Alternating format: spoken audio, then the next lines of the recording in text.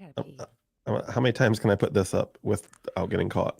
That's the first thing that people are going to see when they enter the live stream. That's one of my favorite ones. You got a tink. You got to make a tinks, JV. I do, and I also want to. I left the windows open at tiny cracks so that there was some fresh air coming in. But I'm perfectly fine those time too. now to do that. Well, I'm sure there are people in the live stream now. Now I'm trying to figure out how to get to the live stream. How do I see? There is. There was a way that I got did one it comment. last week. I mean, I don't know who's all there. There they come. They're coming in. They're coming in hot. Friends. I actually like this because I don't have to go to YouTube. I don't have to have the struggle of finding fucking YouTube. Oh, here comes the Ahoys. They coming in hot. They coming in real hot. Ahoy, what's up, everybody? Friends. Give me just a minute here. Truth in this podcast. I'm just trying to get the chat going. I thought the chat was going. It is going. I'm trying to see it here because there's a little delay there. So I thought maybe it'd be a good idea to have it here, but I was wrong about that because I can't find it. What is that? Oh, that's me on the news. Go here and there we go. There, it's muted. And I'll be with you guys in just a matter of moments. I don't know what's happening. Did you mute me already? Is it a mutiny? You sound good and normal. That's good. There we go. I'm not hearing like that's the nicest thing that anybody's ever told me. You sound good and normal. You sound normal. Good and normal. There we go. I like it. All right. What's up, everybody? Look at that. We got our see like this. Like now I know that there's a super chat coming. And here it is. Tiffany with her I believe same super chat as last week. Wants to know, need to know, Bob Shower got super chat money. He swam in a pool yesterday. He's good. Yeah. The to answer your question, Same Tiffany, we did get the super chat money. It finally came through. It just miraculously showed up a dollar amount in our bank account. So that was great. So we do get turns out we do get that money eventually. Shower, good news, bad news on the shower front. I did not shower today. I did not shower yesterday. However, I spent 5 hours, I don't know, in a pool yesterday, which I believe counts as a shower. Bacteria. Don't know how long we were in the pool because I found a time machine. And then I just woke up this morning, so I don't know how long we were in the pool. You need to make one of those banners. That says, what the fuck is Zach saying? What? I found. Do you time mean machine. the time machine that blacked you out drunk or something? Yeah, that one. You were saying that you don't recall anything. Do you recall leaving the pool, or did it go from pool to in your bed this morning? No, I do. I have some memory of leaving. Do you recall helping me move a couch? I do. And the lady next door was being very weird. Mm-hmm. Yep. She wanted you to stick around. She wanted us to stick around. Tiffany, I'll go ahead and quote Tiffany here. Tiffany says, "So you got." I'm not going to read it. You can read it on the screen. I'm not going to say what she said. Janet's. I don't know what Janet's looking at, but that's interesting. I don't listen, Tiffany. I don't know. Zach, you want to check? No. That's very inappropriate. Jennifer says that I smell like a lot of chlorine. Very good. Listen, I got home last night, went to bed, and got this morning, and washed my face, put on some deodorant, went to the gym. But I think I'm in good shape. And you did a lot this morning. What'd you do this morning? I got up and then came here. That was the end of it and rolled in. Yeah, I believe there was a discussion last night of you arranging a babysitter, which apparently just didn't happen. The kids are out in there. Kids are in right the office. There. Kids are in the office because we should have put another camera out there that we could switch to. Jennifer loves hearing about my hygiene regimen, such as it is. Let's go through some of the chat. Janet, are you going to take care of your business before we start? Amy, I feel you great. mentioned a window. You mentioned going to the bathroom. Yeah, but then we did. Okay, so there's no organic break. Went like after or during him doing his intro. Is that what you're saying? There's not, but there can be. Just go. There can be. Yeah. I'm not doing I'll it. just go. No, because I'm not doing it. I'm fucking asking you guys a question, and we're gonna sit here weird. Yep, it's pretty weird. Bye. Okay, Janet, we're a little out of sorts, everybody. Thanks, Danielle, with her weekly support, and super chatted to tell me that she sent me a free message on another platform. Danielle, I did see it come through. I haven't opened it because I just wanted to be able to sit down and read it. But I will be in touch with you probably today about your help with the Patreon shirts and whatever else you sent in that message. But thank you for the super chat. And then we have also Brian. Thanks for another great season. Love the interview with Robert's sister. The super chat from Brian Blanchett. Thanks, Brian, so much. Brian did message me this morning and I warned Brian. Brian was at our pool session yesterday and hadn't listened to the episode yet. I warned him that he would need tissue. He texted me this morning to tell me that he should have listened because he was at work listening to the episode and people were wondering what was wrong with him. Brian walked me home last night. And then we got another super. So thank you, Brian, for your super chat. Appreciate that. And Tony with a super chat. Thank you, Tony. Says it would complicate things a bit, but if you took donations through Streamlabs, it wouldn't take the big YouTube cut. I know some YouTubers do that. Thanks, Tony. We'll look at. I don't know what that means. I barely understand what we're doing right now. Should But I write that down? Write that down. Streamlabs. What are we? Is that what we're on right now? No, we're on StreamYard. Streamlabs, is that the same thing as StreamYard? It seems like probably not, but thanks, Tony, for the super chat and the advice there. Anything else? Everything come out okay? So, Janet, you have a. Why do you do that? I just want to know that Why do you everything do came that? out okay It's so in the bathroom. aggressive. It's not aggressive. Jesus Christ. Yeah, I'm good. Everything's good. Got the windows shut. Got those windows shut. I feel like I've asked you this already, but there must be a bathroom. You must have built a bathroom out there in your tiny house studio. You didn't go into the house, right? No, I do have a tiny bathroom in the tiny house. The tiny bathroom in the tiny house. Very nice. I wish we had a bathroom. Well, we do. We have a urinal out there that pees on the ground. Yeah, we have one. I'm just glad there's not one in this room because you would fucking use it. Oh, I for sure would. If I maybe hear me out. May I be the first to say absolutely not. No, thank you. You're not in the room. Don't think for a moment's time that I haven't been in the middle of long interviews that were phone interviews, not video, that I haven't grabbed that giant. Stop. No.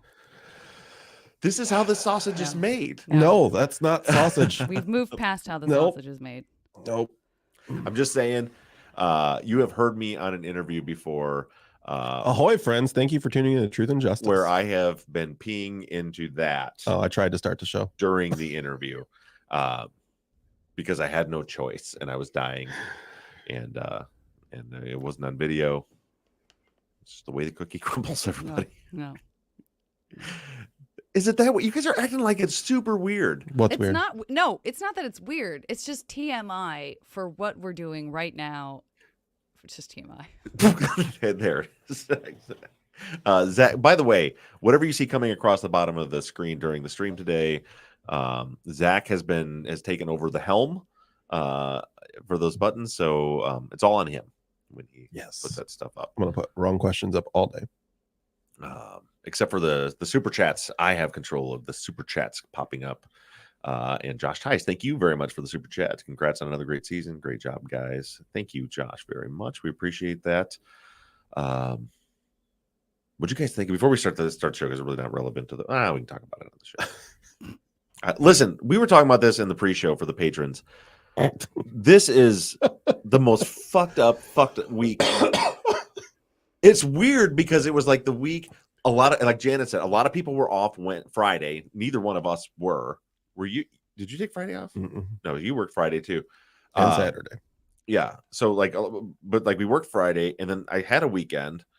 And then like Monday was like the weekend was over and I was working Monday, but only like a half day because we had like a barbecue we had to go to. And so then like we did that. And then there was like another weekend yesterday. And then now it's like starting over again today, but it's Wednesday, and now I have 5 days worth of shit to do in 3 days, and just You wouldn't even go to the fair with me. Yeah. discombobulated.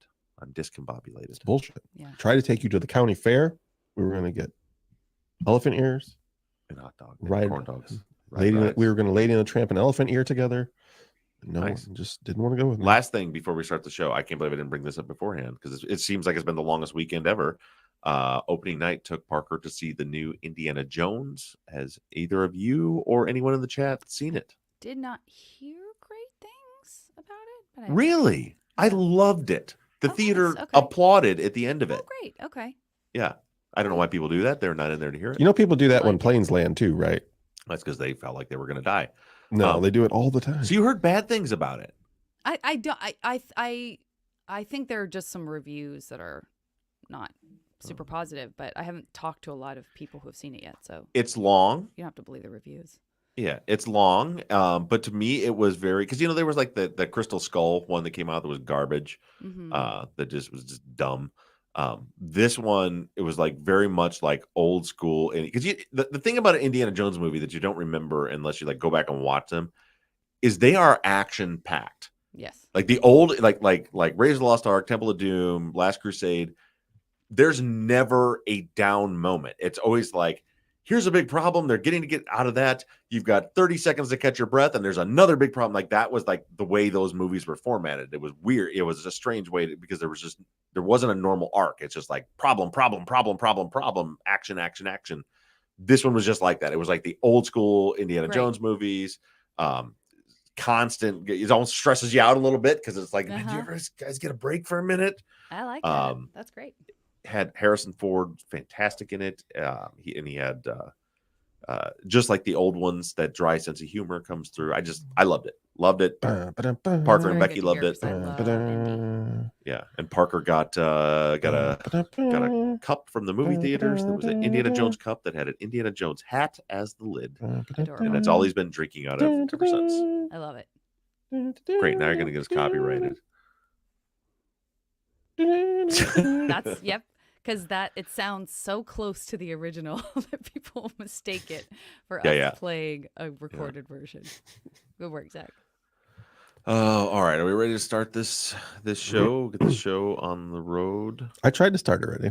Turns out Dan T is a communist in the chat. Dan T, communist. It's a pretty rough thing to say. Never actually seen an Indiana Jones movie. I don't see any other There's reason. multiple other people that said that. To do that unless they are a communist. Weird said that. thing to say. Who else said that? Nobody else said that. Where are you at? Nicole Johnson? Yeah. There are folks, I just want to acknowledge folks that are saying that they prefer the Wednesday morning show. And I don't disagree. I mean, I'm fine with either, but just for those of you who don't necessarily know, one of the reasons that the Wednesday show is more difficult now is because Bob is doing everything. And so for him, doing the show at the end of a day, for him, that feels a little bit more like a bonus from the workday, you're still putting in a really, really long day, but for Wednesday, it takes place in the middle part of his day, and so it's really hard for him to kind of gain the momentum of actually doing non-recording work, and then so it's not because we don't love you and that we don't listen or hear you on liking the morning. It's just that it's kind of necessary right now for the way Bob's work schedule is, and I totally support that. Yeah, I thank you for that, and that's exactly what it is. So when we do the Tuesday evenings, that we do them from 7 p.m. till 9 p.m. my time. So it's a super long day on Tuesday. But what it does for me is when I come into work on Wednesday morning, the audio's there. I can first thing jump in, edit the follow-up and get that done, and then move on to the other tasks that I have to do, as opposed to just cutting into right in the middle of my day. But it's not like we'll never. Obviously right now we're here on a Wednesday, so it's not like we'll never do it on Wednesdays. But typically the Tuesday evenings is going to be the go-to because of that. And with that, I think we're ready to hit our record on our audio. Right? Can do. I feel like you should have a button to push instead of a click to me, Janet. Does that make you feel better? Yeah. Great. All right. 1, 2, 3. Man, that's for me now. No more Kelly. This is all me now. I haven't edited a follow-up in years. Do you want a room tone? Let's do room tone.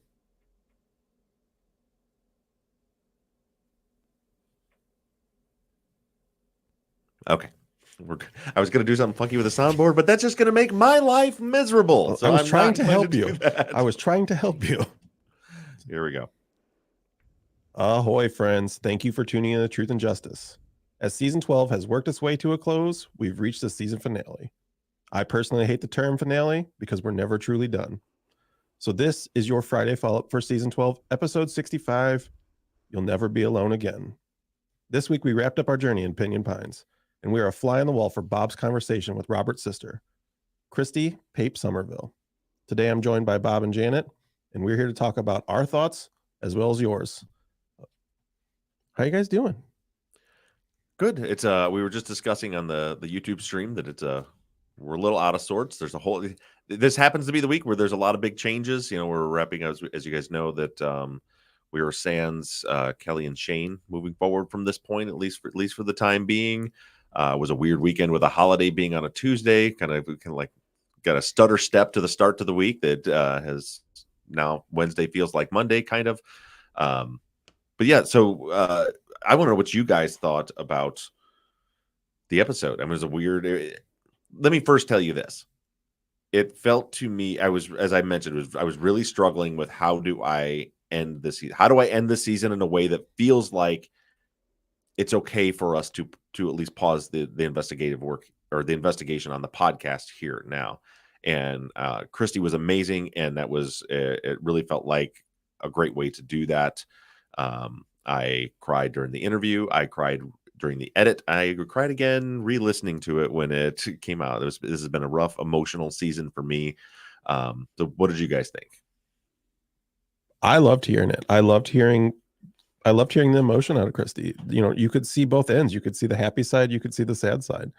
And it was a great way to kind of put a button on everything, to hear from her and to feel the emotions. And there's a lot of things that she talked about that I'll bring up in a minute, but I'll let Janet answer. But there's a lot of things that she talked about in the interview that I thought were really interesting that I didn't know. Yeah. So it was a neat little thing. How'd it go for you, Janet? I loved it. I was so excited when you told us that you were going to have Christy on as the finale. I completely agree, Zach. I think that was so well spoken that finale is not necessarily a word that feels celebratory. We're used to finale feeling like it's something celebratory, and this is not that. And so, for lack of a better word, yes, we're sort of hitting pause on what goes out to the public. But I've had the extreme honor of spending a fair amount of time with Christy. She was a big part of our weekend in Palm Springs. I have spoken with her many times since, and I think she's such a terrific representative of the families, and is just so well spoken. And you know, it was really great to have that human voice. I appreciated the statement that that Robert and Christian put together, but I think I don't know. I haven't spoken to them about it, but I think the pressure of feeling like you want to make a statement that says everything but doesn't say anything because you're not supposed to be saying anything, that's a lot to have to load into a statement that gets read aloud. And so I think having that true heart of Christy representing the families was so important, and I thought she just did it beautifully. Well, and as you say that, it's nice to have it humanized, right? Because the letter from Robert and Christian was great to hear from them, but it was definitely put through a filter, as you said, Janet. Where listening to Christy really kind of humanized this conversation. It was really nice to hear. Yeah, and that was when Christian's brother sent me that statement.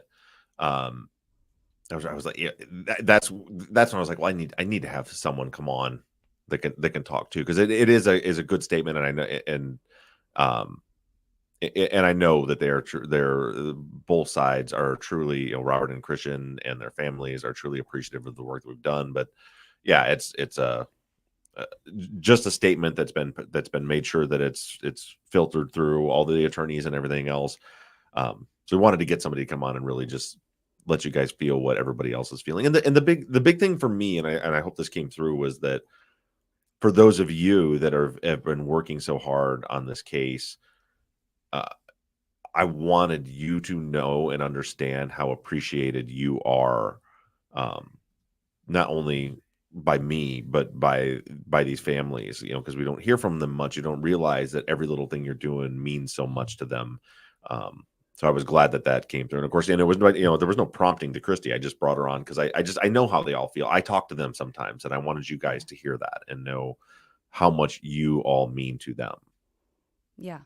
Yeah, it was great. It was great. And shout out to B, Pape too, who I've gotten the opportunity to get to know and just think the absolute world of. And they're very inspiring. And those two and Kathleen and just everybody, they're such a great reminder and such a great example. It truly is. You can have a moment where you feel like this isn't enough, or it's not doing enough, or someone's trolling and people are being mean on the internet and all that kind of stuff. And then you touch base with a family member and all of that disappears and your heart is just full. And it's so it goes both ways. It goes both ways. And Kathleen is actually in the chat right now, and she just commented, good morning to the entire team of heroes. Thank you for all of your hard work. No one has done such an in-depth investigation, and we appreciate you. Team rescue Robert and Christian. Yeah. So that is from Robert's mother. And just to take a moment too to acknowledge John Hayward and Vicky Friedley and Becky Friedley. No one is forgetting them in this. This is absolutely about them. I hadn't thought to say this, but I just wanted to quickly say, Rebecca Lavoie recently said on her podcast Crime Writers On, I can't remember if it was their after show or if it was on the episode itself, but someone was talking about being upset and angry when people refer to the case of Adnan Syed and people say, no, this is the Heyman Lee case. And I completely agree. And so does Rebecca and so does Rabia. But what she said was, and I'm probably not going to say this perfectly, is in a way, it's two cases, right? There's the case of a murder, and in this case of a triple homicide that was unimaginable. And there's the case of two people being wrongfully convicted. And they both have to be addressed. So when we say that this is Robert and Christian, we're not just saying they're the ones that matter. But there is a case to what they're experiencing in addition to the case of this homicide. Does that make sense? Yeah, it makes perfect sense. And I just thought that was really well said. And then I dropped my phone. Yeah. Yeah, it makes perfect sense. And I think it's important to point out, at least from my perspective, a big part of me investigating these wrongful conviction cases is because as long as Robert and Christian are sitting in prison for this crime, the actual people who killed Becky, John, and Vicky have not paid for this crime and are still walking free, and there has been no real justice. So the two are intertwined so much, because if we're able to, a big part of rescuing Robert and Christian, as Kathleen put it, is finding the people that actually did this, which is justice for Becky, John, and Vicky. Absolutely. So that's that. Does anybody here have anything they want to add, or shall we get into some questions? Yeah, go. To lighten it up for a second, it was fun to hear about them playing D&D and knitting. Like, that was such a lighthearted point in the episode, and it was so fun to hear. Yeah. And then, as I told you, I mean, I talked to you about this yesterday, but the whole idea of the family, the family visitation where they get to spend the weekend with them, that's incredible. I didn't realize that they even did that anywhere. Like I said, the only time that I've ever been around this is with the Michigan. I cannot talk today. The only time I've ever been around this is with the Michigan prison system, where it's very formal. You sit in a room full of people. You sit next to your person, and that's it. I mean, that's so the idea that they get this whole room and this whole almost apartment for them to be together is really neat. Yeah, I've said I found out about that when I first met the family and stuff, and that was one of the. And actually, Christy and I had our conversation was much longer than what you heard. Because we had kind of an in-depth conversation about that, but it just for time had to cut it out of the episode. But yeah, when I at first met the family and they were telling about these visits, I thought, well, I worked in Texas for so long, and it's like, my goodness, how they actually treat the inmates, at least as in a way, like humans and give them the opportunity, because it's, that isolation away from everybody in the family and no sense of normalcy. If the goal of prison is supposed to be rehabilitation, then things like that are important. And so I'm at least happy that they have that. They have those opportunities to have those family days or family weekends, and that they're able to do. But yeah, I was the same way. I didn't even know that was a real thing until this case. Yeah, that was the first I'd heard about it too. Was talking to the family. But what an exercise in staying in the moment, too. It's got to be so bittersweet, because the temptation of your vulnerable heart is to be projecting ahead the whole time to the fact that it has to end. And so I think what an exercise in just being like, I need to be in this moment, enjoying every second of it, and not dwell on the fact that it's not going to last. Yeah. And I want to say now, and this is something I just didn't have time to put together before now. But keep your eyes open on the fan page and our main socials. Many, and I mean many, many, many people have either posted or messaged or emailed asking if there's a way that they can donate to help the family with offset their travel expenses to see the boys and things like that. And I would like to set something like that up. So if either a listener wants to maybe set up a GoFundMe to do that, or I can set something up, I know, and I could, before they even type, I'm sure that the family will say that's not necessary. They've never asked for anything. And I know they've never asked for anything from us. But I do want you, those of you that are listening in the chat, to understand that this is something that people want to do. We've had, again, dozens and dozens of people that have reached out saying that we want to do something, and we want to, if we can take away some of that burden and make it so that they can afford to fly up to see them instead of driving them, or to help with a rental car, or to help for the gas, things like that. Or legal fees. I mean, yeah. And then people said, and whatever they don't use, they can use for legal fees and stuff for the Papes and the Smiths, for Robert and Christian's family. So I want to make sure that we make that something that is available for people that do want to do that. So that's something that we'll, in this next week, we'll get that going. So if you're one of those people, we'll get it together. And if you want to organize that, then just let me know and we'll set that up. Great. Well, should we get into some questions? Yeah, let's do it. Okay, great. Well, first, we've sort of said this already, but so many folks in the follow-up on Facebook who are just so, and I see in the YouTube chat as well, who are just incredibly grateful to hear that family perspective, to hear Christy, a lot of sympathy for the families, and just general real appreciation that this was something that you were able to share as our last For Now episode. Unsurprisingly, there are also lingering questions. Following the lingering questions episode, there are still lingering questions. You have them too, Bob. I know, Zach, you do as well. So many of those kind of floated up on the follow-up post for this episode as well. Lingering questions about pension money and, the people in the neighborhood and how this crime came about and all of that. Some of those we'll get into with specifics, but some I just wanted to acknowledge and give shout outs to folks like Kristen and Mary Ellen and Lori and Jason and Dave, who were, asking about those. Again, the work is not unfinished, but it's not something that is in a position that we can talk about at this point. Yeah. And one thing that I had said I was going to do in the final episode that I didn't put, it just didn't make sense to fit it in there, and it wasn't enough, was some people were asking about, I'd said that I want to kind of give a full breakdown of the pension situation with Ron.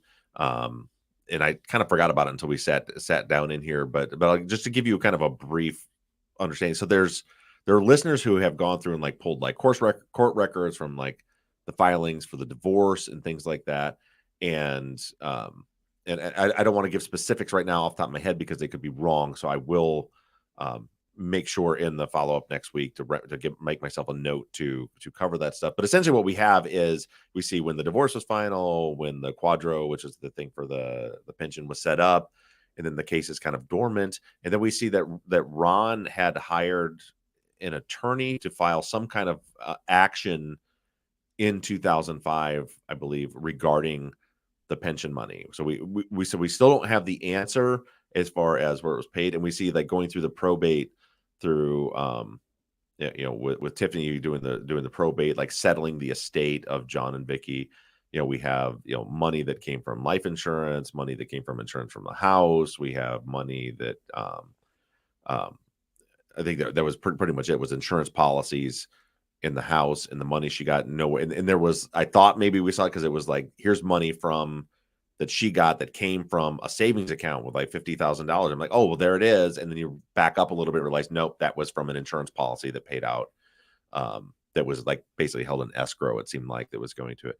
But the interesting thing was that, we had heard the statements about how Ron was fighting this in court. And it seemed like, and I don't know what that action was. Again, I'll give you the details of it when I have it in front of me again. But it seemed like Ron did have some sort of court action, that he had an attorney engaged and had some sort of court action. And that could have just been to make sure they pay her out, or it could have been more like what Cindy Hayward had said about that he was fighting it in court. I don't know, but I just found it interesting that, like, oh, we do that. The divorce case reemerges after all those years, 10 years after the divorce, with some sort of filing that seems to be related to the retirement money. Okay. Well, thanks for that. Just to touch on Melissa, who says, any chance some or all of the detectives were either afraid of certain families or criminals or on their payroll to look the other way? This could be why they never did a proper investigation. We've talked about this a little bit, just, whether or not it's political, whether or not it's just a lack of experience in the law enforcement, and sort of speculating on, why this stuff happens, not just in this case, but in other cases. I wouldn't want to speculate on that. I mean, because that's all it could be, right? Yeah. I've made my opinion very clear that I think this was a terrible investigation. They did not make the efforts, very simple, basic efforts that should have been made for a proper investigation. As far as the why, I mean, look, there's a lot of politics that were going on around this case for all the years from the beginning to the end. There's some conflicts of interest that were involved there, but I can't sit here and tell you that was the reason why it was a bad investigation. I think law enforcement, there was another case and some forest fires, and that the police had said that was their kind of given as their excuse as to that's why this investigation wasn't as good, because their resources were tied up. But I don't want to speculate on the why, because we just don't know. Right. Emily says, did we ever find out if either Robert or Christian's attorneys made a motion to sever the trials? I still don't understand why they wouldn't. So I was just this morning, I was speaking to Christy and to Kathleen, who were actually contacted the attorneys, because nobody could seem to remember if that happened, if they tried, and even the attorneys on the case today said they don't remember that they did that. But so no one if there was, so it sounds like if there was an attempt to sever the trials, it wasn't much of a fight, nothing that was memorable. I think Christy or somebody had said that they think part of the issue was that the judge had ruled early that Jeremy Witt's testimony could be used against Robert. And at that point, it kind of became like, well, what's the point in even separating them?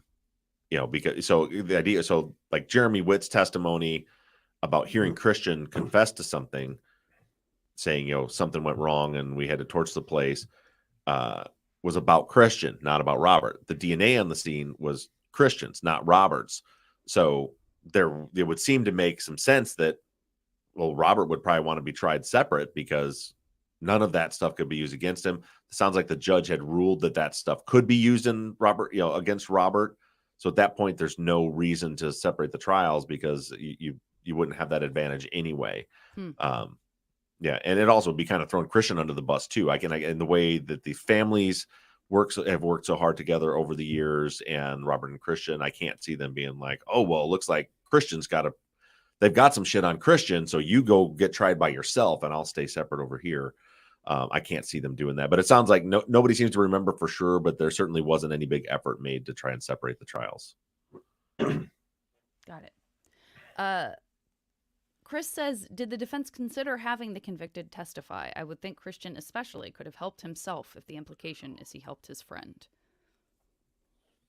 1 second. Okay. because I double checked on that too. Great. No, I'm sure it was discussed. Christy, I had asked Christy that this morning too, and she said she think there was a discussion, but about it. But I'm sure. Obviously, we know they didn't testify, and again, I don't think it was any big discussion because that's just not done. Like I mean, most. I mean, and by most, I mean almost all criminal trials like this, the defendants will not testify in their own defense. It's never a good idea. It's very, very, very rarely, unless there is a really particular reason for a defendant to get up and testify in their own defense, they won't do it because it just opens them up to too much cross-examination, and usually they can't make the problem because what good will it do? So if you were to say I'm on trial and they're saying I did something that I didn't do, and we put on evidence trying to show and make a defense, and then I get on the stand and say I didn't do it because I was doing something else. Well, if we had the evidence to prove that I was doing something else, we would have presented it. So what good does me saying I didn't do it, I was doing something else at the time, something that can't be proven? Who's the one person that would absolutely lie about doing something else? It would be me, right? The defendant. And juries know that. So there's not much point in putting them on because I'm going to get up and give you a reason why you shouldn't think that I did it. And then the prosecution is going to get up and hammer me about every single thing I've ever said in my entire life afterwards in front of the jury. So, yeah, it was discussed, I'm sure, but it was I doubt it was ever really considered. And I've interviewed one of the attorneys, and I believe I asked that question, and they just said no, we wouldn't have put him up on the stand.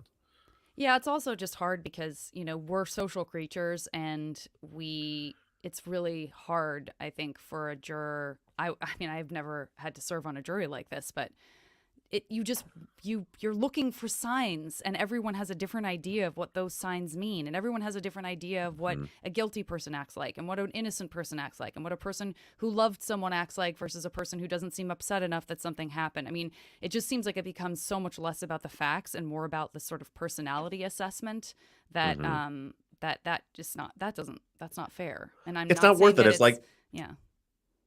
Yeah, it's not worth it. It's like taking a polygraph test. Why? Why would anyone ever? They tell you, take this polygraph test, and if you pass it, that's how we can clear you. Except for that never happens. If they take a polygraph test and they pass the test, then they're like, oh, it's not admissible, and they continue, or they pull you into an interrogation room and lie to you and tell you you failed it when you passed it to try to get something out of you. And then the fact that you passed it can't be used to prove your innocence later. There's no upside for it. And the same thing with testifying in your own defense. There's all those negatives you just mentioned, Janet. But then on top of it, what's the upside? So I can look you in the eye, the jury, and tell you I'm innocent. You're not going to believe me. Of all people, like we hear that from actual alibi witnesses. Like right. He was at home with his wife all night. Well, of course his wife would say that. That's his wife. Like, you know what I mean? People don't want to believe it. So there's just no upside to it. Except for then you're sort of damned if you do and damned if you don't, because then you hear from juries right. after the fact. If only they just would have. I felt that I should have been able to hear from that person directly. And because I didn't, I assumed that meant that they were guilty. Yeah. I hear all the time two things when you either like see jurors interviewed about cases and trials and stuff. Two things. One is I felt like they should have taken the stand and defended themselves. And two, if not them, who? Not realizing that defendants almost never take the stand to defend themselves. And if not them, who? In a lot of cases, the defense is not allowed to present another option or another alternate suspects.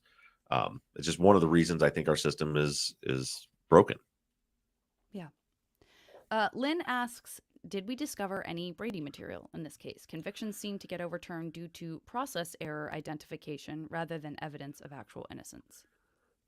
Not Brady no Brady that we can prove. The trick. So there's a lot of things that are suspected, or that I suspect, like things I think happened, that there's evidence to indicate that they did happen, but they're not in the file, which could be Brady, but we haven't proven so like we'll see an interview from somebody in 2015 when the cold case unit is investigating, and they'll mention like, yeah, when investigators talked to me back in, the day after the murders, I was telling them such and such. But then you look and like there's no record of them being interviewed the day after the murders, but they're saying they were. Well, were they interviewed and what did they say? There's a potential for Brady there, but so we haven't been able to prove any of that. More so as far as process errors is I think we've uncovered quite a bit of what could be ineffective assistance of counsel, which is this, it's not the same thing, but it's another, it's a fair trial argument. It's a violation of due process because, for example, the sector data, that you have the defense stipulating that evidence that is exculpatory evidence or would have been exculpatory evidence stipulating that it didn't exist when it was in their file. So if the sector data had truly not been put into discovery, it would have been Brady. The fact that it was in discovery, but it was stipulated that it wasn't there, it's the same item of evidence, but the argument changes from Brady violation to ineffective assistance because the defense attorneys obviously should not have stipulated that this evidence didn't exist when it did exist because they evidently didn't go through the file fully and didn't realize it was there. Got it. Kathy says, do you know who from Becky's family was present on a regular basis during the trial? And did anyone from Becky's family make a statement after the trial was over or since? I haven't seen any statements. From what I've been told from people that were there, seems like Ron and I think Tiffany were there most of the time. And that's not to say there was no one like John, Robbie Hayward. I don't know if Robbie was there. I'm not saying he wasn't. I just haven't. I've heard of a lot of people talking about how Ron and Tiffany were there, like every day of the trial. As far as anyone else, I don't know who else was or wasn't. Right. Melissa said, did you ever hear from any of the victims' families or their representatives? No, nobody. I mean, I've tried reaching out to all of them in one way or another, and still haven't heard back from anybody. Totally and also Kate in the YouTube chat. Also, I just want to point out real quick, in reference to what I was just talking about, said there was weren't there voicemail transcripts that were going to be sent separately that weren't actually provided as well. That's a good point. That's another one of those that Kate that could be a Brady violation, and that's where we see that in the warrant for cell phone records, they specifically requested voicemails, and then we don't see anywhere where Verizon said they couldn't or wouldn't send them, but we don't have them in the file. So that's another, we can't say that's a Brady violation because we don't know. But if that's another one of those things that if the defense were say to find those voicemail transcripts in the state's file and it was never put into discovery, then yes, that would be a great example of a Brady violation. Great point, Kate. Thank you for reminding us about that. Chris had a question about why Corey or Jacob or Nick, any of the people who seem to have gotten their information about the wheelbarrow from Javi, why were they not asked to testify by the defense team at the trial? I don't know. I mean, that's another one that I think they should have. I don't know. A big thing to understand is that we are working this case with 100,000 people looking at one element for an entire week at a time of one case, picking apart every little thing. And so things like that seem very obvious to us, right?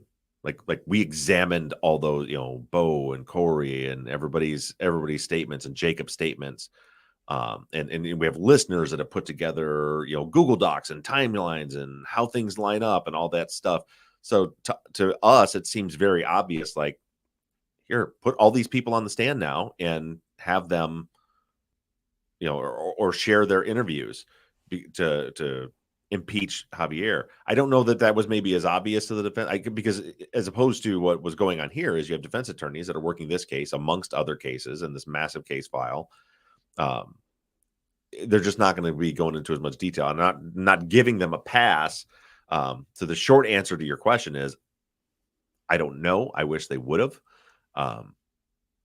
but I think that could be part of it, that they just didn't fully have a full picture grasp on how those things might have helped them, that maybe they didn't focus on them too much. And there also could be a whole thing with the alternate suspects and what they couldn't bring up, so maybe they were just trying to avoid, because you run a risk, right? So say you put like Jacob on the stand and you want to, maybe throughout the trial, you're trying to throw some little nuggets out that maybe, even though you're not doing alternate suspects, to maybe the jury think, well, there's some other drama going on in other places.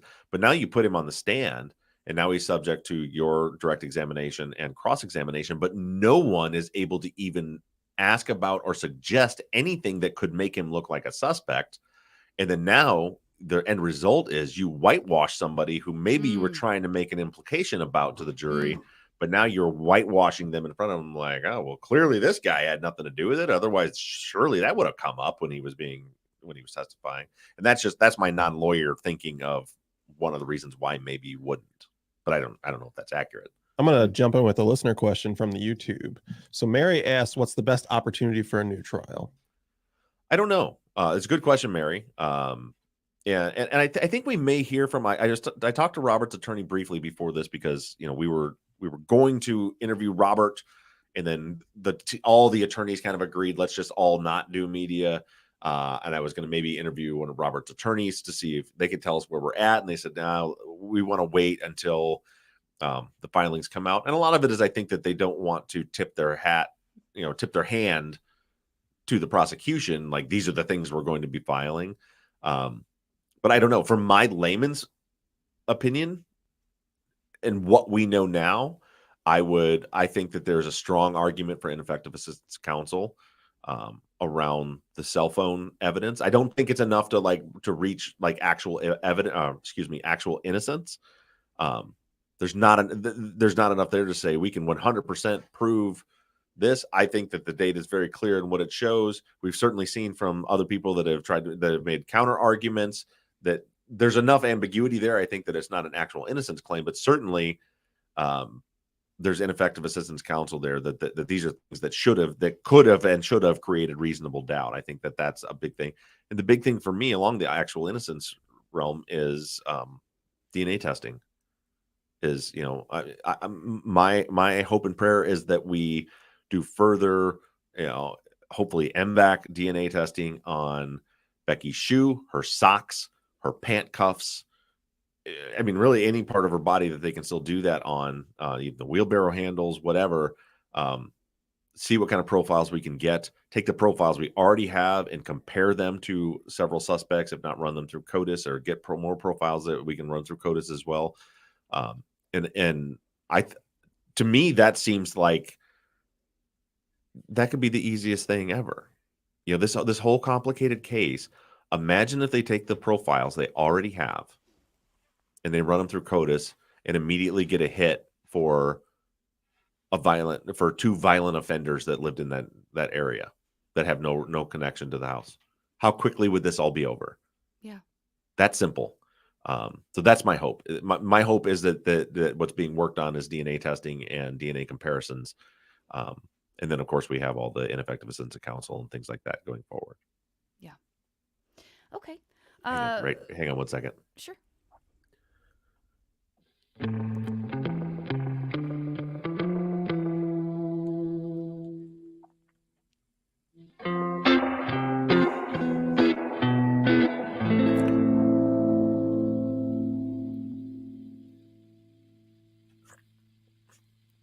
Maybe that's too awkward to do live. I don't know.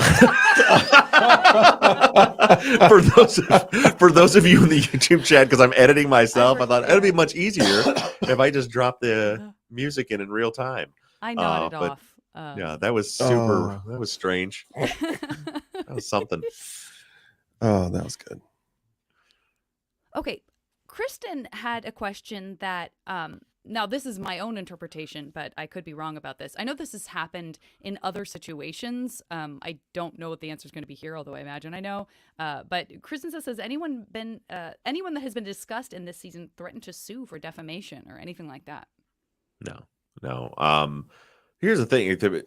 Throughout our years of doing this podcast, there are always people that believe the people we're talking about are guilty.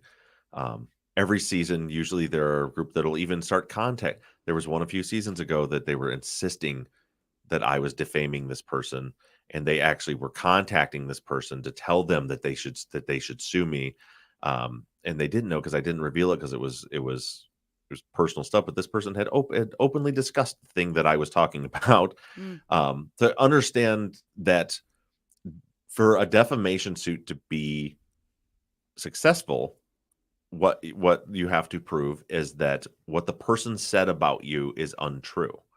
And what people are typically mad about, who think that I'm wrong about a lot of this stuff, the thing that people are typically mad about are my opinions, and an opinion is not defamation. So, for example, if I say I believe they did a shitty investigation, and the defense is truth for a defamation suit, which means I would have to prove that I truly do think that it was a shitty investigation. So nobody has ever threatened to sue me. I have attorneys that I consult with about the things, and I'm very careful not to say anything false about people, and that is the protection for defamation. There are other cases where, there was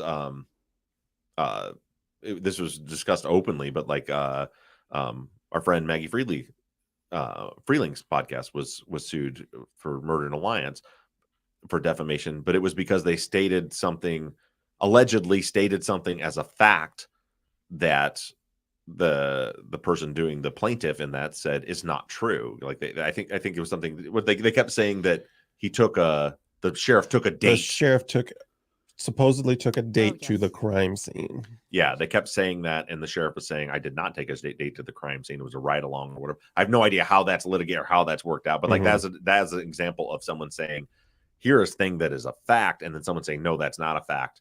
You're defaming me, saying that this happened and didn't. But me saying my opinion about something is not anyone saying what their opinion about something is not grounds for a defamation suit.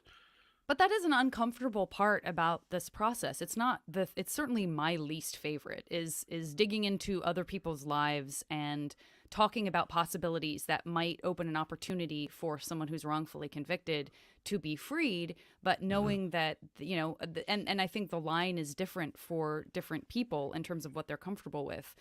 It's not, it would be horrible to be in a situation where you happened to be a part of a case that you had nothing to do with something, but your behavior had been investigated by the police. It had been discussed. It needed to be looked at. The idea of just having to live with 100,000 people, hearing your name, knowing who you are at all, and knowing any of your personal past is horrible. I hope it never happens to anyone. I don't wish that on anyone. It's a very hard part of this process for me, but I also really want people who murdered someone to be held accountable, and I really want people who shouldn't be in prison to be out. But again, I understand for people who are like, I can't do this kind of work, or I can't listen to this kind of podcast because that's too uncomfortable for me. I totally respect that. It's a lot of, I've mentioned a few times, season 13 is coming this week in 2 days. And that season 13 is going to be something different. And some of the reason for that is, like sometimes just we need a break, because it is the amount of stress that goes into this. There's a lot of it that's even behind the scenes. And as you just kind of articulated, Janet, that's one of the things is constantly not so much, I'm not worrying about a lawsuit, but the constant moral dilemma of what should I share that's important to the case? How will it affect people? Well, this may affect someone negatively, but it's also a very important part of the case. It can be pretty exhausting at times. I was leaving this moment open, Zach, because I didn't know if you were gonna do the super chat or not. But I figured that was a silly one that we would leave till the end. Yeah, I'll pop it in later. Yeah. Okay, great. I just don't want to step on any toes. Sorry, Bob, they're gonna have to edit this. Let's all miss Kelly for a moment. Christina says, this question is more for Zach. I'm hung up on the birdshot. Who shows up to a home invasion with an accomplice with a shotgun full of birdshot? These guns must have been stolen or borrowed. If you have the choice for the resources, would you show up to a home invasion with a shotgun full of birdshot? Did the investigators check recent gun thefts in the area? Zach, you want to weigh in on this? Honestly, so first of all, I think it's a weapon of convenience. I think that whoever had it loaded and ready to go before this. So it's hard to say. Them being must have been stolen or borrowed, sorry to butt in, to me seems like I don't know why they must have been stolen or borrowed. I don't know why they couldn't have belonged to someone. But so anyway. I think the presumption is that birdshot isn't a good round to use. But in home defense, a shotgun loaded with birdshot is considered the best round for home defense. So anybody in their home usually that would use a firearm for home defense. It is said to be that birdshot, because it doesn't over penetrate, is the best round for home defense. It's not going to leave the home, which is a very important thing in home defense. What a lot of people don't know is once that bullet discharges or the pellets discharge from a shotgun, you are responsible for that wherever it goes. So even though you may have shot an intruder, if it exits the house and hits the neighbor, you are now liable for that and can be charged for that. So a lot of times people use birdshot for home defense in these cases. And I think it's a weapon of opportunity at this point. And honestly, I don't even know that that they went up there to murder. I think the weapons were probably in intimidation. Like they were hoping to get something and then it turned on it. And then they had to use what they had. Yeah, I wonder about. It's interesting that you said. I didn't realize that was the most common one to use for home defense. Yeah. As far as it being, I personally think that whoever went there with murder in mind. Just based on not necessarily the weapons, but the what we see, the behaviors that we see on the crime scene, to me looks like it was, and then they very much intended to go up and kill people. But as far as the convenience of the weapon or the shot choice, I've always kind of thought, and it makes more sense actually now that you point out that that's like very for home defense, that people might have their gun loaded with birdshot, that they would just grab either in your scenario or mine, if they're going up there with murder in mind, that they would grab the weapons that they have. Like I have a shotgun loaded with these rounds, so that's what I'm going to take, not be thinking about, maybe I should take a heavier shot, like a buckshot or something. The other thing is the accuracy. Somebody's not a good shot, whatever it may be, but so what they have is that gun sits there. It's for target practice. It's for birds. They shoot squirrels with it. You're not going to try to shoot an animal with a slug or buckshot unless you're shooting a big game like a deer, like elk, something like that. You're just not going to do it. So more than likely you have birdshot in that gun. So I don't think the birdshot is like any indication that they didn't know what they were doing or anything like that. I just think it was out of sheer convenience. Let's pause right there for 1 second because, well, I have to pee. I'll be right back. I'm sorry. You couldn't wait to make that sound dramatic and professional. I'm just waiting for a spot to pause. Be right back. Michelle, thank you for the hugs. I did have to put my dog to sleep, so it's been a rough week. For anybody who wasn't here last week and knew that was a possibility, it was very sad. And I know many of you understand and have been there. Yeah, it's a member of the family. We feel you. We feel for you, JV. We feel for you. I'm going to answer a few of these questions real quick that don't need to be on the air, but can be for the live people. Sure. So Josh asked about if I was thinking about number 4 buckshot. No, absolutely not. It's birdshot. Birdshot is the number 1 self-defense round. Buckshot's still too large. There's too much chance of it leaving the house. There's a couple other people. Let's see. Somebody asked about loading. I mean, you're stack loading. They're talking about loading buckshot over something else. So you load up like a slug first. So a slug would shoot first, buckshot second. That's more of a hunting technique. That's less of a home defense. You're not going into a situation like this, in my opinion, to murder or rob somebody with something like that. I just don't foresee it. Especially slugs are expensive. Birdshot's cheap. I mean, I don't know. I just don't think it's the case.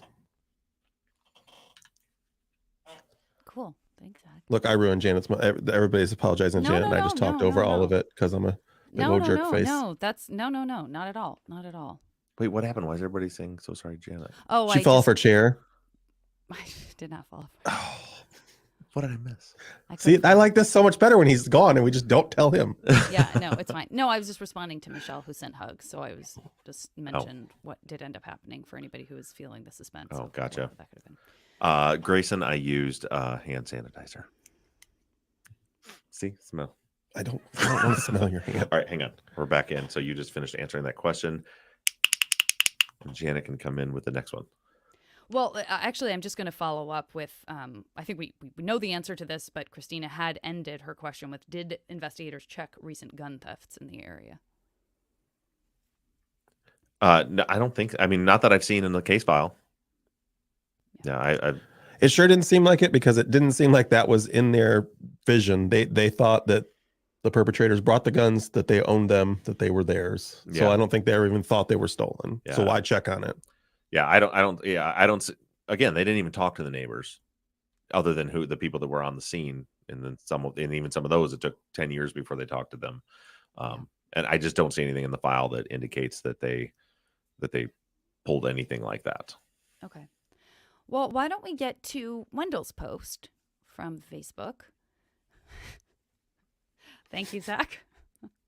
For those of you listening, Zach put on a chyron that says, Wendell's got a long-ass question. But Zach wrote that with love. Yeah. Wendell says, despite the ending, this was worth doing, and I think every season teaches us things that will be helpful in future seasons as far as red flags and investigative procedures go. I'd love to hear Bob, Zach, and Janet give kind of a post-mortem analysis on what we've learned. I'll probably leave that to Bob. One through line I think we can see in all of Truth and Justice seasons is that crimes which weren't necessarily premeditated or that are the result of dynamic situation are much harder to solve through normal operating procedures and are much more in danger of going wrong.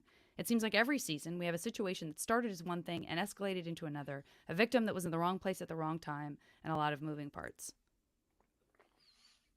For me, as far as something that I learned, is another thing to be looking for when selecting a case is if the initial investigation didn't take proper investigative steps, like basic 101 police work. So we know, and a lot of us things that we learned, like, especially from like Jim Clementi, who's taught us a ton about how investigation should work.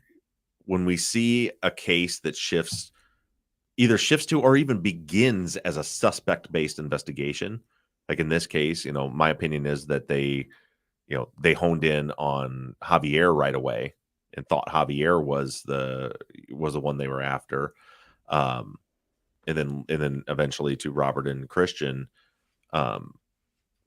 That those are huge red flags, and there are times when there's a good chance that they didn't get that right. So kind of what we do and what we did in this case is start looking at, okay, let's go back to the beginning and let's investigate it the way that it should be investigated, which is, okay, first things first, victimology. What do we know about victimology? Well, they didn't do a great job there. Okay, so let's talk about, this was an isolated area. Let's start looking at, first we start those concentric circles that begin with the people closest to the victims and work our way out. But then also geographically, we should start the same thing. The people, the look for evidence and information from the people who lived physically closest and work their way out. And those are things that we didn't really learn, or didn't fully understand, or at least I didn't until we got much later in the season, as we start working through everything the police did. And then all of a sudden we realize they never did they didn't canvass the neighborhood. They didn't look for cameras. They didn't ask anybody if they saw a car. We talk a lot about, did anybody see a car leaving? They didn't even ask anybody if they saw a car coming. Nobody in the neighborhood was asked, did you see any cars driving towards Alpine Drive that night? So I think it's probably not a real satisfactory answer for Wendell as far as what we learned, but that's a big thing for me. I have all these red flags that I look for when I'm screening cases, and I think that's one to add to it is, like, did they not do the very basic investigation 101 steps from the beginning? And if they didn't, then there's probably a good chance that they got it wrong. Zach, do you want to add anything to that? I think Wendell kind of pointed out what I'm about to say, but there always seems to be a very inconvenient coincidence in a lot of these cases, whether it's this case with their cell phones being out of service during the time, or whether it's Ed 8's case or Ryan Ferguson's case, Kenny Snow's case. There's so many cases that always have these just inconvenient coincidences that happen for these people. And I mean, it's a sad thing to see, but you see it so often in all these wrongful conviction cases. And, Yeah, and it I just think this makes is you just wonder another. when those moments could have happened in your own life too. It does. It really does. Well, and Wendell was the one that pointed out early in the season, and it was really eye opening. When somebody, I think it was like on the Facebook page where somebody had pointed out, like, what are the odds that it just happened to be that they planned a hike to go on a hike that day, and their phones go out of service, and they weren't involved? Like, what are the odds of that happening? And Wendell pointed out quite astutely that every single case of wrongful conviction starts out with a weird coincidence. And I've said that many times, but that's something that kind of came from that thought process kind of came from Wendell. And he's right. When you look back in it, yeah, that's why people who are wrongfully convicted became suspects. Very rarely, extremely rarely would it be that the police just pull a name out of a hat and go after somebody. I mean, the one time we did see that as a case was Jamie Snow, our season 7 case. It was literally just like, well, we're sick of this guy, so let's grab him. But in most cases, there are there's some weird coincidence that in any other day wouldn't have meant shit. Would it, like in this case? Let's say, even for those of you that disagree, let's say for a minute that I'm right, that Robert and Christian didn't really intend on going on that hike, and they were just blowing Becky off, and they shut their phones off because she was blowing their phones up, and they didn't want to deal with it. On any other day, that's just normal teenage behavior. No one would have thought anything of it. The fact that then the whole family up there ends up getting murdered that day, now all of a sudden it's like it fits. It's a coincidence. It's a coincidence worth looking into them as suspects. Mm-hmm. It goes off the rails when the blinders go on and police insist they must be the suspects. The only thing I'll add to that is that I feel like there are a lot more arbitrary moments with people of color in lower income communities where it really is. Yeah. Like, there's literally nothing except for like you heard this name once and it was a black person, so you sent them to prison. I feel like for sure. Heard many stories of like there doesn't even have to be a coincidence. It could just be that you're racist. Yeah, that's a good point. For sure, that's the case. Kathy has some general questions. Kathy says, what can we do to stop the legal system from allowing jailhouse informant testimony? It seems that many cases of wrongfully convicted prisoners included testimony from informants. So that's one.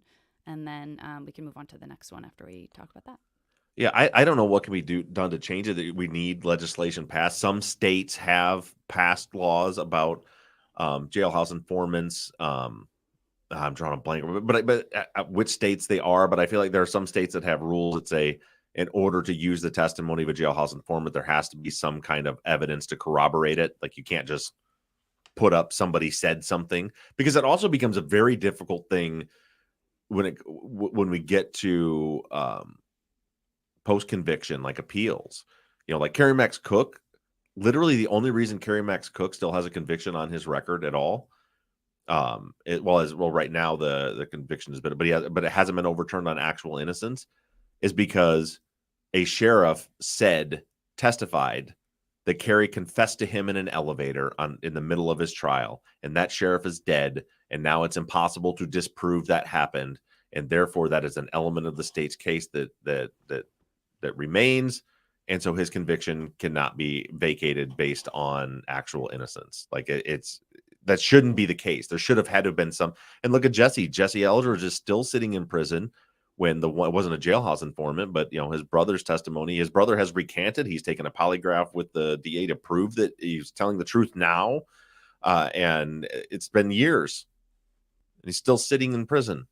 These years later, it hasn't been denied anything, but it's a long process. But things have to get laws have to get changed, I think, on a state level, unless it's something that can be passed down from the federal government. But I think at the very least, there should be a requirement to have some sort of corroborating evidence to what jailhouse informants say. That actually is one of the red flags. If you go on our website, when you submit a case to us, in the questionnaire you fill out, one of the things I ask in there is, was there a jailhouse informant involved in the case? Because so many times it's a tactic. It's a sign of weakness from the prosecution, the way I see it. And that's why I've always looked at it that way, which is, if you have a strong case, you don't go into the jail and start trying to get somebody to flip on somebody else. If you have actual evidence, you don't need Kenny Snow to come in and make up some story. You don't need that. If you have an actual case. So it's one of the red flags that I look for. Kathy also says, what do you think are the 2 or 3 most significant factors within our legal system that contribute to how long it takes to make progress in re-examining cases making progress in re-examining cases of potentially wrongfully convicted prisoners? The 2 or 3 most significant factors that make it take so long. I mean, a lot of it's just overloading of the courts to begin with. There's just so many hours in a day, so many days the judges, and there's only so many judges and so many courtrooms. I don't know how to make that process faster, because there are some people that will say, well, the way to make it faster is to limit the reasons people can appeal. Right. So the idea is, that's when you hear people like trying to defend, like in the West Memphis 3 case, we have to defend the integrity of the conviction. We don't want to test the evidence because that's just, they were convicted, it's over with, and we don't want frivolous appeals going on. And the argument that some will make with that is, yeah, because those people are taking up time of the judge when they could be working on other cases. But then the result of it is, like in Damien, Jason, and Jesse's case, like they are actually innocent and they need this, and they need that testing done. They do have to challenge the integrity of the conviction because it was a conviction without integrity. So I don't know how to speed it up short of more courtrooms and more judges. Or here's an idea: let's get it right the first time. I think what we do is try to push to not allow these dishonest prosecutions to happen to begin with. Well, and I think, counties or districts or cities that are doing conviction integrity units whose, sole job is on that side of things, not just on the side of the defense making an appeal, or an investigator like you coming in and trying to sift through all of that, to have those places where, you actually are holding yourself accountable as well, that somebody else doesn't have to hold you accountable, that you yourself as a team are saying, we are committed to the integrity of this system, and we understand that we don't always get it right, and it's really important, especially if you have any kind of history of finding people to have been wrongfully convicted in your area, that you make that commitment to show up for it as well. Whereas, from the perspective of somebody who has been part of that machine, like, what's the incentive in releasing documents quickly? What's the appeal of, giving over to someone's FOIA when it's going to make you look bad? And Right. that is the state of mind that I think the machine gets clogged up with, is just people being like, but this could cost me my job. What about my integrity? If people find out I lied, I won't have integrity anymore. It's like, that ship has sailed. Yeah, right. Give us the And documents. and again, that's why it goes back to like doing it right the first time. Yeah. And to avoid those issues. Brittany, just wanted to shout out Brittany in terms of lingering questions. Didn't really talk about this in the lingering questions episode, so I just wanted to shout her out for just still being bothered by this idea of Vicky saying she needed to get out of town. And that is something that I think is something that troubles a lot of us. That's back to that. I don't know, but that's back to that basic victimology stuff to me. Like, what was changing? What was going on? Like, you had weirdly Vicky, who everybody says is a homebody, on the very weekend she was murdered, making, by the way Tiffany puts it, almost desperately trying to get away that weekend and to not be there. Like, that should have been a huge clue, and maybe it leads nowhere. Who knows? But that should have been a huge clue that the investigator should have been honing in on, based on the victimology rather than based on the suspect they had already pre-selected. I just want to shout out Capri in the YouTube chat, who says they need to stop looking at conviction rates as a good thing. Conviction does not equal justice. I thought that was really well said as well. Thanks, Capri. Yeah, I agree for that. And then, Kristen and Tracy and Rachel and lots of other people, we've seen it in the YouTube chat as well. People asking how they can help. You talked about this a little bit earlier, but just people wanting to stay connected going forward, even if we're not talking about it on a weekly basis. How do the Truth and Justice Army members help to continue this work and to make sure that the families don't feel alone? I know that there are a lot of people that have already made connections. Some of our listeners with a lot of the family members too, and also let's not forget the Christian side too. They've because of their attorney is feeling on working with media. We haven't heard as much from them, like you heard from Jana on the podcast as Christian's mom. But I definitely don't want those to get the Christian's family to get brushed under the rug because we've heard more from the papes. That's just strictly due to how different lawyers feel about things. But yeah, for those of you that have made connections, I mean, some of these people are in our Facebook group. If you can talk to them there, and again, I want to put something together so we can even contribute to them financially to help them with everything that, the struggles that they're still going through, to try to while at the same time trying to fight to get Robert and Christian home. They're also fighting to try to give them some normalcy in their lives while they're by making sure that they have regular visits and they're seeing their families. And and again, we heard about Robert's family mostly. Christy did mention Christian and seeing Christian and things like that too. And but Christian has a wife and a daughter that are also traveling to go see him regularly.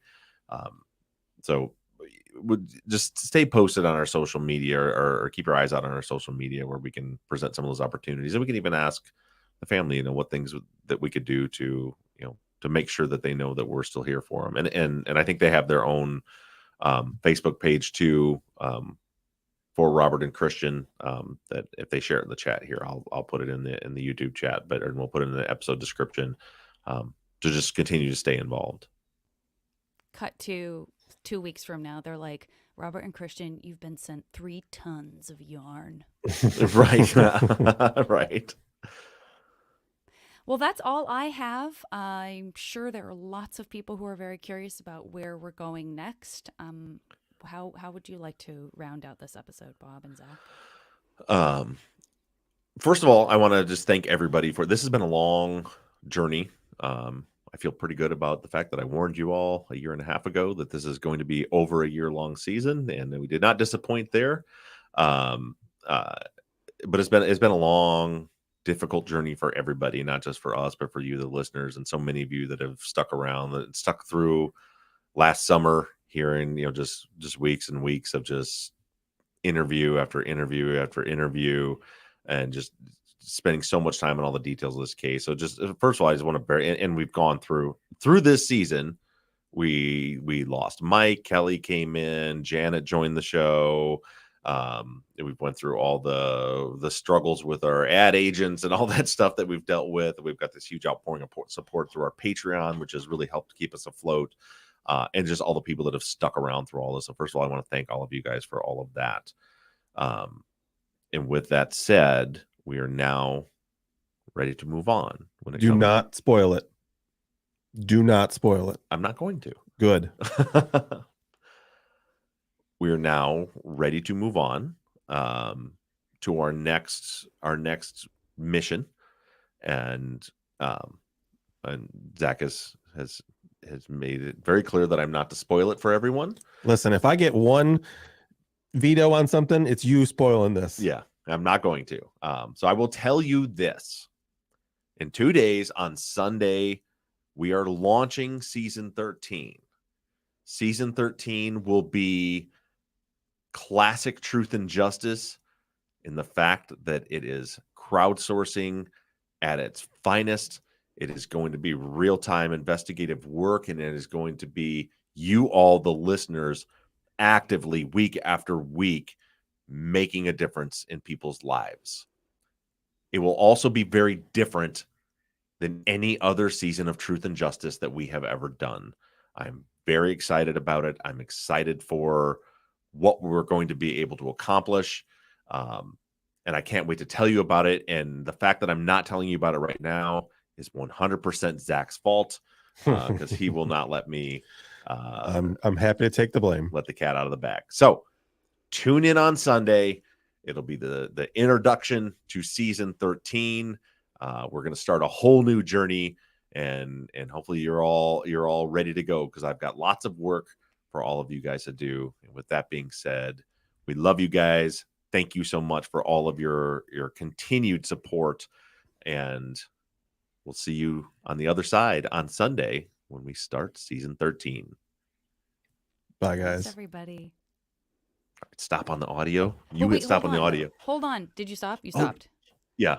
Why? Well, because I one super chat that came through that we were going to try to double back on maybe was Kristen had asked about any updates on past cases, which would have been a good thing probably to include. Well, we can talk about it now. I was going to get into super chats now. Okay, well then I'll stop. I just didn't know if that was something you wanted included on the follow-up or not, but you have stopped your audio, so I have also stopped my audio. Well, Bob and I also discussed this. This is going to get weird for a second because I told Bob not to spoil anything, so I'm not spoiling anything. But Bob and I discussed it yesterday about maybe saving a few things like this for next week's follow-up, because we're not going to have quite as many questions for next week's follow-up. Love it. So, cool. Yeah. That didn't get that weird. Okay. I mean, I'll never speak to you again, Zach, but otherwise. I know. That's fine. That's fine. You've already told me to. Please shut the fuck up. Right. Let's bust through these super chats. Kelly Zappas has a super chat. For $5, she wants to know what about the biggest unsolved mystery of this season? Who sent Zach the pirate hat? I have no idea. I still don't know. No one has still come forward with that. I'm starting to believe it's Kelly because she's the one that keeps bringing it up. See?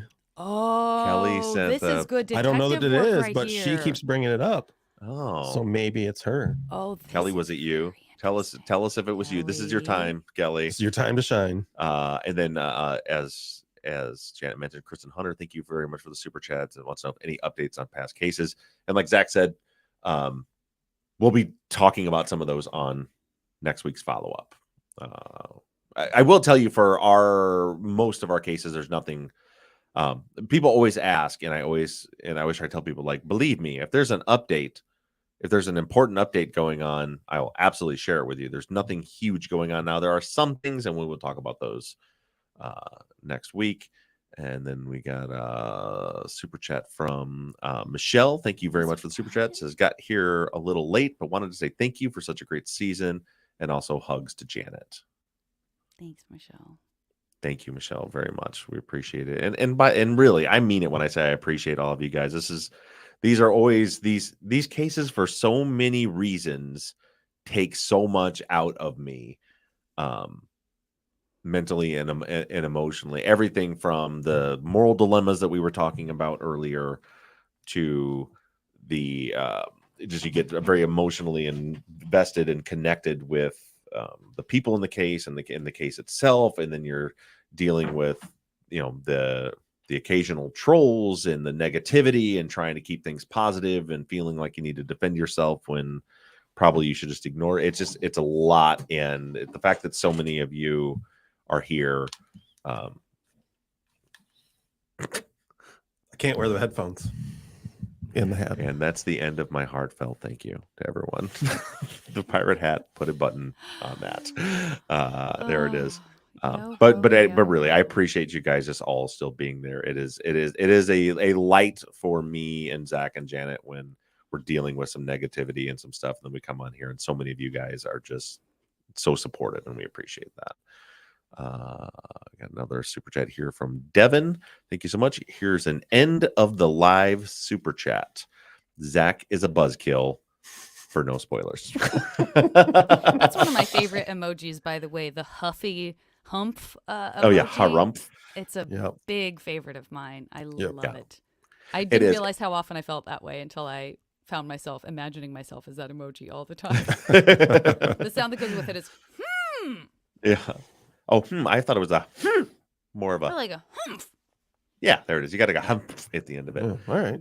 Thank you, Devin. We got a super chat here from Grayson, who says, "Great work, you guys. Come on, Zach. Let Bob tell us." Zach, can I tell him? No. Sorry, I would, but he won't. He's the boss. No. Thank you. You guys heard it. He is the boss. All right. So unless we have any other, we'll give it a couple more seconds here. See if any other super chats come in. If there's any burning questions anybody wants to ask, otherwise we are going to end this thing it went. It's yeah. Here comes the team Zach, our team Bob stuff because they're over me. It's probably the most times my name has ever been written in the chat, but right. Everybody's mad. Jennifer, thank you, Jennifer, so much. Jennifer says, Bob, you're amazing. My first Truth and Justice season to join. Well, Jennifer, thank you. You've been actively participating in everything, both here and on the Facebook page. So I didn't realize that this was your first season because you've joined right into the family. TNJ Pro. Yeah, thank you Great so much, questions, Jennifer. Great, yeah. We appreciate you very much. All right. Grayson says he wants his money back, and I'm telling him he didn't read the sign that says no refunds. No change, no refunds. Yeah. That was an old bit on the old Bob and Tom show. There was a bit where they said they would go on a cruise where they offered ham sandwiches and they were $21 and there was no change and no refunds. Nice. Which is funny. $21. Emily wants to know if you can at least say what state it is, and I know you can't even do that. I cannot. I can't. That would give it away. It would give it away. It would. Yep. If I said what state it's in. Listen, you guys are going to be like, what? My hope is that you guys are going to be like, what? Listen, I can't even release the new logo. I can't release the new. I can't even start the episode with the new intro. But we're not taking a break, right? You're going to do that. Is that this Sunday? There's no break. Yeah, there's no break. No break. Sunday. You know me. I'm taking 2 days to go from season 12 to season 13, and then we're all the way back in. It's coming soon. Cool. 2 days. Is that it? I'm ready to close 2 this thing days. out. I'm gonna end the live. Zach, walk the plank. All right. YouTube people, thank you guys very much. Thank you so much for the super chats. We really appreciate that. And I can't wait to hear what you guys have to say on next follow-up. And now is the point where I see if I remember how to end the broadcast. Bye, guys. We hope. Goodbye.